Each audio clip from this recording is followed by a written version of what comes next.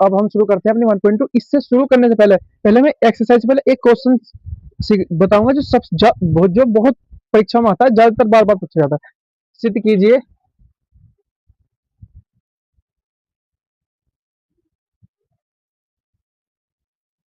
कि √2 एक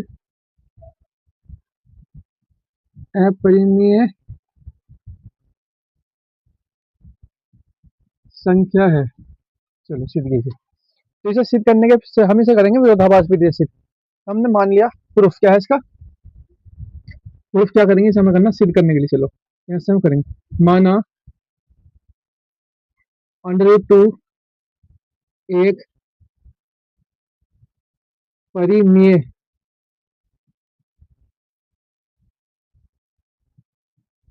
संख्या है। परिमेय संख्या है तो परिमेय संख्या है तो इसे किस काय के रूप में लिखा जा सकता है? p/q के रूप में लिखा जाएगा। परिमेय संख्या है तो इसे p/q की फॉर्म में लिखा जा सकता है। p/q की फॉर्म में लिखा जा सकता है परिमेय संख्या। वह जहां, ये हमने सब मान लिया, जहां p q पूर्णांक पूर्णांक है तथा q not equal to 0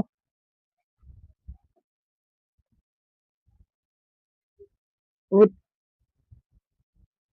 p और q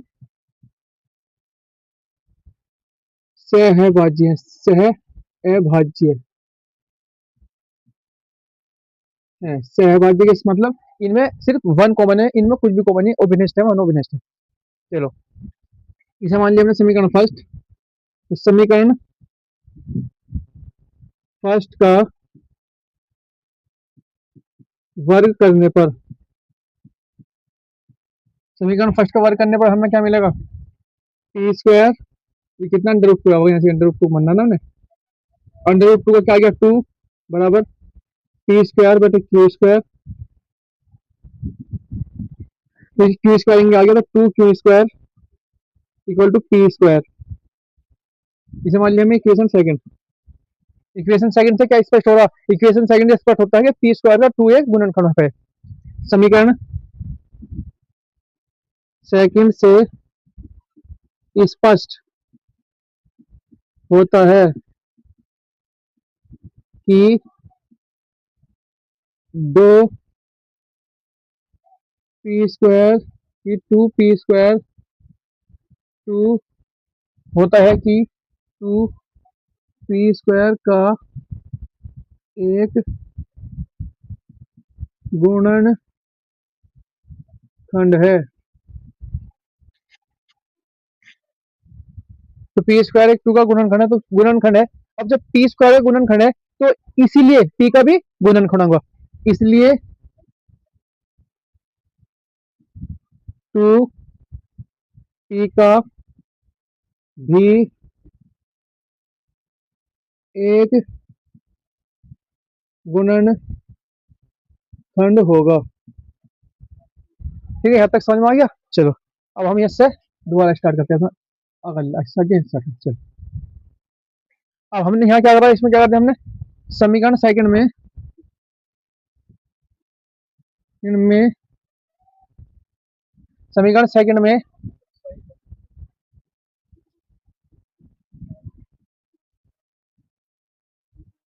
समीकरण सेकंड में अब क्या रखें? p बराबर 2c रखने पर, 2c रख देंगे तो क्या हो जाएगा? यहाँ से देखो क्या हो गया? 2p² 2q² क्यों है ना, यहाँ से 2q² इक्वल टू कितना हो गया? 2c का होल स्क्वायर। तो 2q² बराबर 4c²। 2 से 2 कट गया तो q² बराबर क्या आ गया? 2 दो बार कटा ना, 2c²। तो समीकरण थर्ड से क्या स्पष्ट हो रहा है? समीकरण थर्ड से क्या स्पष्ट हो रहा है? समीकरण थर्ड से स्पष्ट हो रहा है कि दो जो है q का भी गुणनखंड है। समीकरण थर्ड से स्पष्ट होता है कि टू सी स्क्वायर का टू सी स्क्वायर का होता है कि दो सी स्क्वायर का होता है कि टू है टू सी स्क्वायर का एक गुणनखंड है। सी स्क्वायर का एक गुणनखंड है ना। इसलिए इसलिए स्पष्ट होता है कि टू सी स्क्वायर नहीं, टू क्यू स्क्वायर का गुणनखंड है, तो क्यू स्क्वायर गुणनखंड है ना, इसलिए क्यू का भी गुणनखंड होगा। तो समीकरण फर्स्ट में हम क्या मान के चले थे कि पी अपॉन क्यू क्या मान के चले, सहभाज्य है, पी और क्यू सहभाज्य। अभी हमने है सिद्ध कर दिया, पी का गुणनखंड भी दो है और क्यू का गुणनखंड भी है। तो ये दोनों समीकरण, समीकरण सेकंड और समीकरण थर्ड, समीकरण एक का विरोधाभास करिए ना, तो समीकरण सेकंड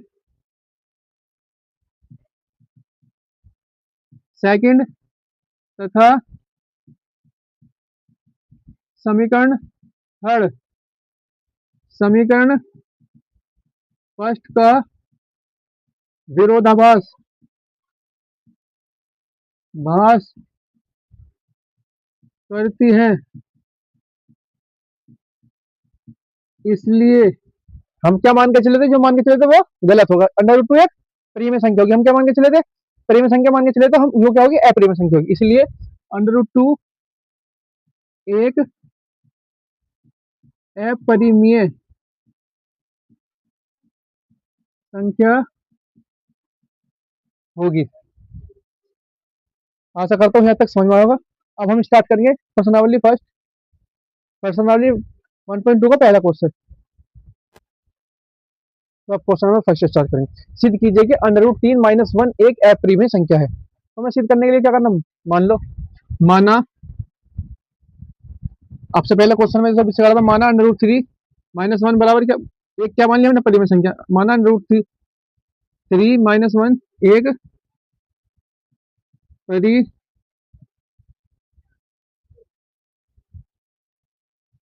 परिमेय संख्या है। परिमेय संख्या है तो इसे पी बटे क्यू के फॉर्म में लिखा जा सके, अंडर रूट 3 माइनस 1 बराबर पी बटे क्यू। परिमेय संख्या के फॉर्म में लिखे थे, जहां पी क्यू क्या है, पूर्णांक है, पी और क्यू पूर्णांक है, क्यू नॉट इक्वल टू है तुम्हारा जीरो, क्यू जीरो नहीं हो सकता। देखो तो क्या हो गया, अंडर रूट 3 बराबर क्या हो गया, P plus Q plus 1, under root 3 P plus Q plus 1। तो पी प्लस, इसलिए पी पी अपॉन क्यू, तो पी और क्यू पूर्णांक है और 1 भी पूर्णांक है। पी पी क्यू तथा 1 पूर्णांक है, इसलिए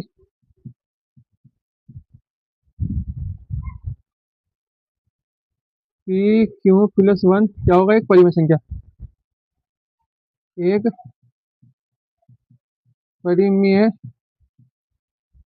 संख्या है। परिमेय पी है पूर्णांक है, तो पी प्लस क्यू भी एक पूर्णांक होगा, पूर्णांक होगा तो परिमेय संख्या होगा, ठीक है ना। तो अतः अंडर रूट 2 भी परिमेय संख्या होगा। इसके हिसाब से तो परिमेय संख्या होगा। और हमने भी क्या सीख लिया था, अंडर रूट 2 एक अपरिमेय, अंडर रूट 3 भी अपरिमेय संख्या, जितने भी रूट के अंदर होते हैं सारे अपरिमेय संख्या होते हैं। अब जैसे हम पहले क्वेश्चन कराता है रूट वाला, उसमें कोई भी संख्या देता है, अंडर रूट 3 5 6 कुछ भी देता है, उसमें सभी एक ही मेथड है। तो इससे क्या पता लगा, अंडर रूट 3 तो परंतु परंतु अंडर रूट 3 एक अपरिमेय संख्या है, अपरिमेय संख्या है, अपरिमेय संख्या। तो इससे क्या हो रहा है, इससे विरोधाभास हो रहा है, अपरिमेय संख्या है। इससे विरोधाभास होता है, इसलिए क्या होगा, अंडर रूट 3 - 1 क्या होगा, एक अपरिमेय संख्या होगी, अपरिमेय क्या है, ठीक है समझ में। इसमें क्या करना हमने, माना उसे जो संख्या दी उसे हमने एक प्रेम संख्या मान ली, प्रेम संख्या मान ली, प्रेम संख्या होगी तो प्रेम संख्या हम पी बटे क्यू के फॉर्म में लिख सकते हैं, तो हमने पी बटे क्यू, जहां पी और क्यू क्या है, एक पूर्णांक है, ठीक है, तो इसे हमने अंडर रूट 2 जब ये पूर्णांक है तो पी क्यू और 1 भी पूर्णांक है, तो ये सब इसलिए पी बटे क्यू, इसलिए पी प्लस क्यू भी पूर्णांक होगा, पी प्लस क्यू पूर्णांक है तो प्रेम संख्या होगी, अतः अंडर रूट 2 भी एक प्रेम संख्या, जब इसकी बात होगी भी प्रेम संख्या होगी, परंतु अंडर रूट 2 तो एक अपरिमेय संख्या, हम जानते हैं अंडर रूट वाले सब अपरिमेय होते, तो इसी इससे क्या होता है, विरोधाभास होता है, तो इसलिए अंडर रूट 3 - 1 एक अपरिमेय संख्या है। चलो अब इससे अगला क्वेश्चन करेंगे।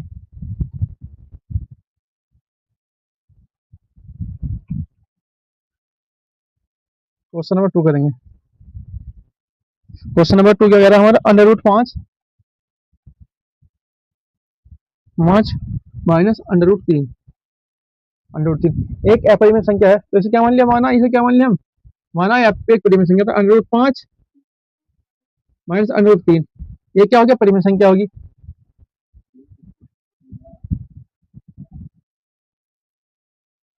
तो अब यहाँ से क्या लिखेंगे इसे, तो इसे क्या फॉर्म में लिख सके, under root 5 minus under root 3 किसमें लिख सकें, पी बटे क्यू की फॉर्म में लिख सकें, जहां पी क्यू एक पूर्णांक संख्या और क्यू नॉट इक्वल टू 0। चलो स्क्वायरिंग बोथ साइड कर दो, इस समीकरण 5 मान लो, तो स्क्वायरिंग स्क्वायरिंग का दोनों ओर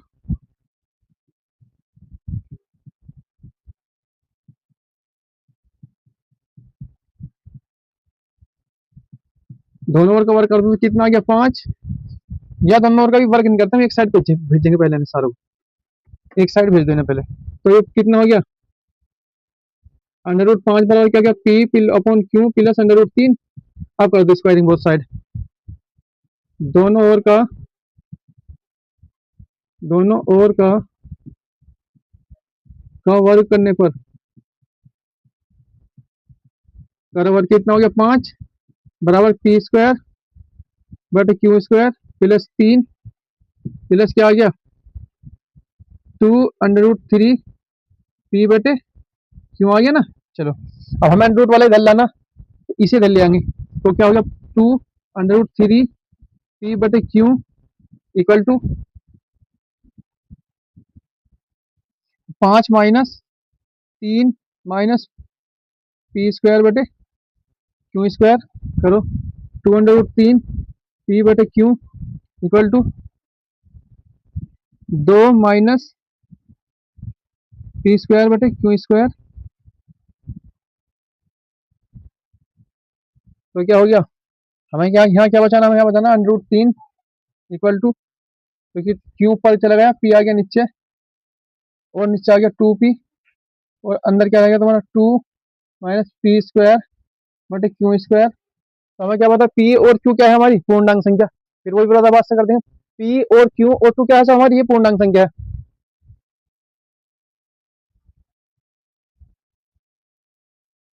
पी क्यू टू पूर्णांक है, इसलिए लिए Q 2p 2 minus P square बटे क्यू क्या होगा, एक प्रेम्य संख्या है, एक प्रीमिय संख्या है, जब यो प्रीमिय संख्या तो उसके बराबर वाले प्रेम्य संख्या, अतः अंडर रूट 3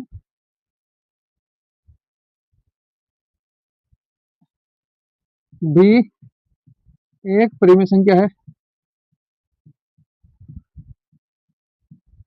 और हम जानते हैं कि अंडर रूट 3 एक प्रेम्य संख्या नहीं होती, तो क्या हो रहा, विरोधाभास होगा।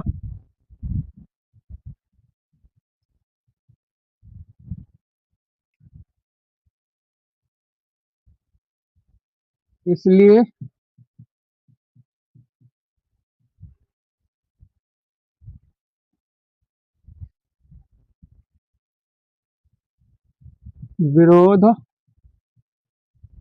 विरोधाभास होता है, इसलिए क्या है तुम्हारा √5 माइनस √3 क्या होगी तुम्हारी, एक अपरिमेय संख्या होगी, अपरिमेय संख्या होगी। तो बच्चे 1 मिनट में मार्कर में इंक डाल लूँ।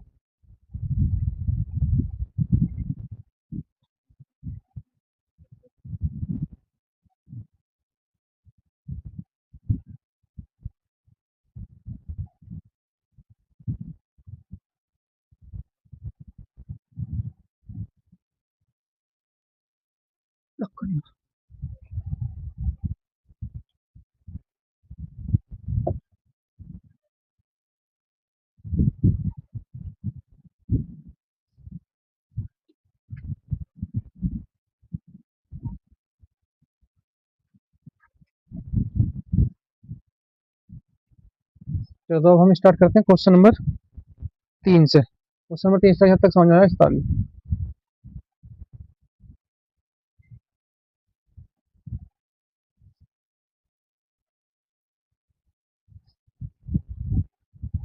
क्वेश्चन नंबर 3 क्या कह रहा है, √2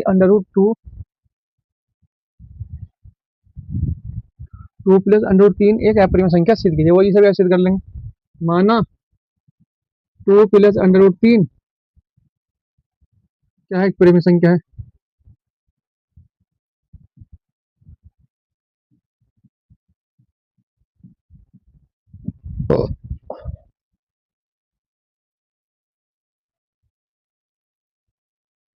इसी केस में परिमेय संख्या तो इस केस लगे पी बटे क्यू की फॉर्म में लिख सकें, पी बटे क्यू की फॉर्म में लिखे थे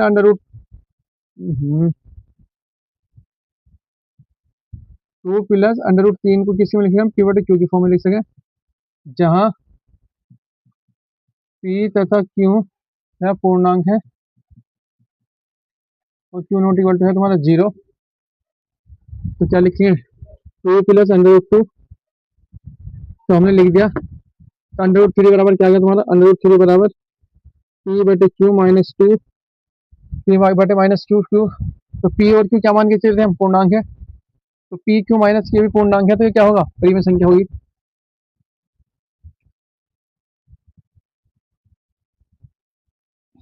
पी क्यू टू पूर्णांक है, इसलिए पी बटे क्यू माइनस 2 क्या होगा, क्यों एक परिमेय संख्या, परिमेय संख्या होगी। तो ये परिमेय संख्या होगी, तो इसलिए आता है √2 √3 भी परिमेय संख्या होगी।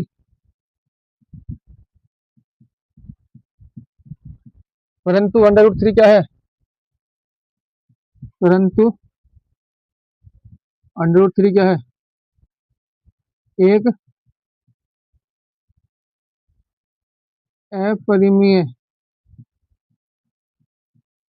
संख्या। तो क्या होता है, इसलिए इस तथ्य का क्या होता है, इसलिए क्या, इस समीकरण का हमने से समीकरण मान लो, इसे मान लो हमने समीकरण 1, इससे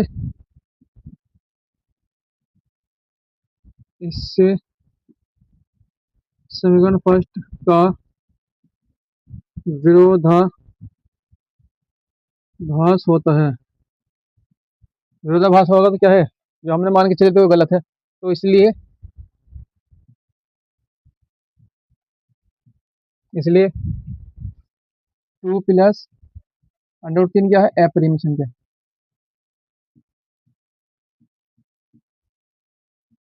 तो ये सारे क्वेश्चन है, ये सब इसी तरीके से होंगे। क्वेश्चन नंबर 3, 4, 5 और क्वेश्चन नंबर में, इसलिए क्वेश्चन नंबर 6 मैंने करवा दिया। क्वेश्चन नंबर 6 करेंगे, 6 भी इसी तरीके से होगा। क्वेश्चन नंबर 7, तो क्वेश्चन नंबर 8 मैंने करवा दिया, वो भी इस तरीके से होगा। क्वेश्चन नंबर 9 भी इस तरीके से होगा और क्वेश्चन नंबर 10 भी इस तरीके से होगा। ठीक है ना, तो सारे क्वेश्चन इसी तरीके से होंगे। तो आप सबको इसी तरीके से करना, बस कुछ नहीं है, संख्या चेंज हो रही है उसमें, इसी तरीके से रखी है हम 2 + 2 की फॉर्म में, और सीधा यो कर देंगे और हो जाएगा सेट। और जो मैंने ये क्वेश्चन नंबर तुम्हारा 5 है, जो क्वेश्चन नंबर 10 है, सिद्ध कीजिए कि √5 एक अपरिमेय संख्या है। ये भी बिल्कुल इसी के तरीके से होगा जैसे मैंने सबसे शुरू में क्वेश्चन नंबर 2 का करवाया था। ठीक है, तो हम अपनी क्लास को यहीं बंद करते हैं। Thank you.